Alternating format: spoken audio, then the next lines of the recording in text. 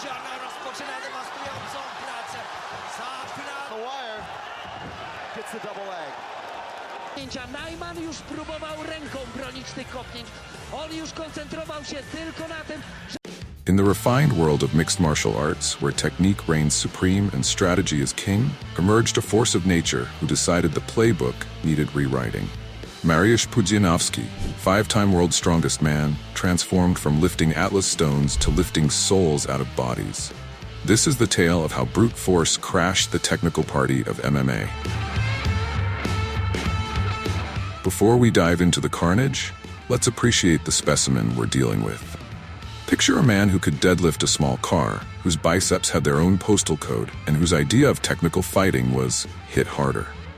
In a sport where fighters spent years mastering the sweet science, Pudzianowski decided science was overrated and brute force was underappreciated. The stage was set for what should have been a technical showcase. Instead, we got a demonstration of why weight classes exist.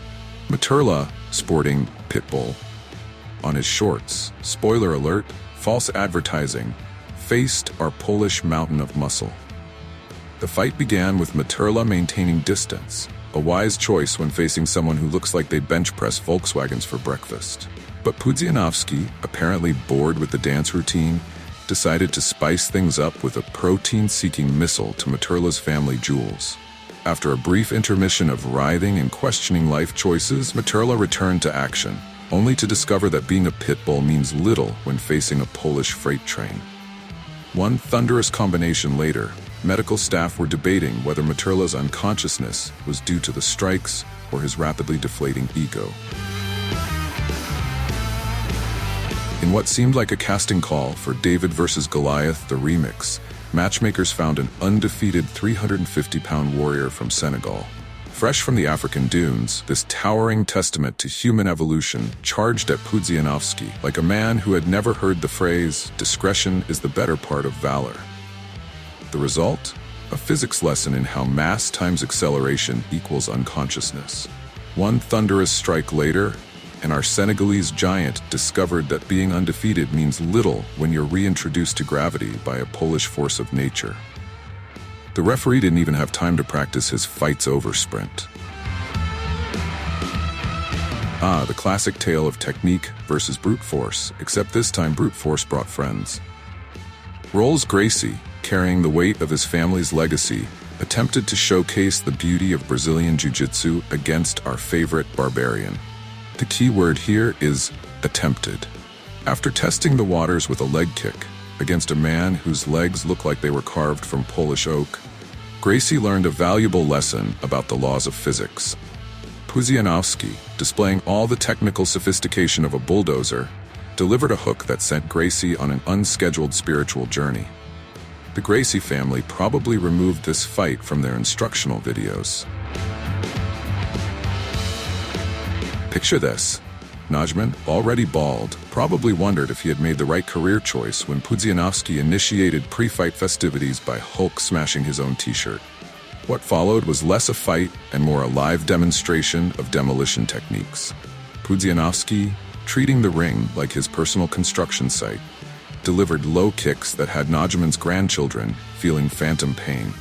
The referee, displaying either tremendous courage or questionable judgment, actually managed to wrap his arms around Pudzianowski's Pythonian limb to save Najman from being permanently relocated to the Shadow Realm.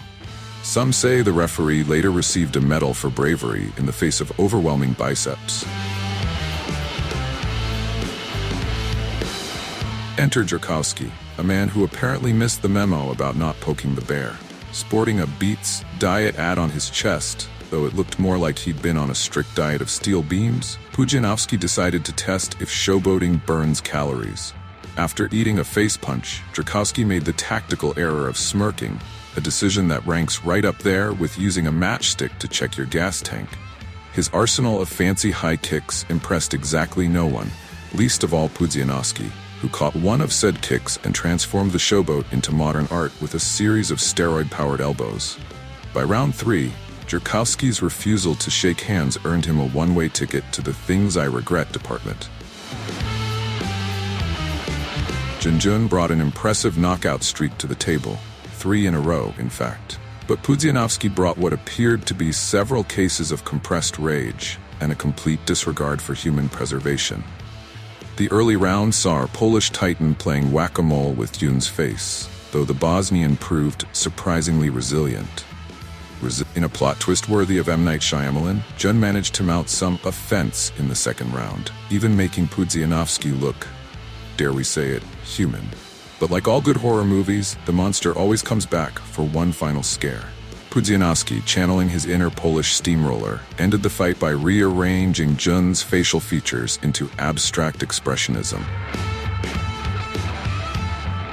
Eric Butterbean Esch, the king of the four-rounders, brought his considerable resume and even more considerable mass to this historic clash. The opening moments saw Butterbean displaying the boxing skills that made him famous, but Pudzianowski had a simple solution. If you can't beat them in their game, drag them into your nightmare. What followed was less a fight and more a physics experiment testing the elasticity of Butterbean's cranium. Our Polish powerhouse transformed the legendary boxer from fearsome shark to bewildered blobfish, prompting the referee to intervene before Butterbean's nickname became literally accurate. KSW 19, Mariusz Pudzianowski! In what could only be described as a meeting of two human action figures, Sap brought his superhero physique to challenge Pudzianowski's cartoon muscles. What ensued was either a fight or a live-action recreation of Godzilla vs. King Kong. Historians are still debating. Pudzianowski, apparently deciding that Sap needed an intensive course in Soviet-style discipline, proceeded to demonstrate why massive size ranks several spots below unbridled Polish fury on the threat scale. The referee, showing remarkable concern for human life, had to physically separate Pudzianowski from his prey before the fight turned into a crime scene investigation.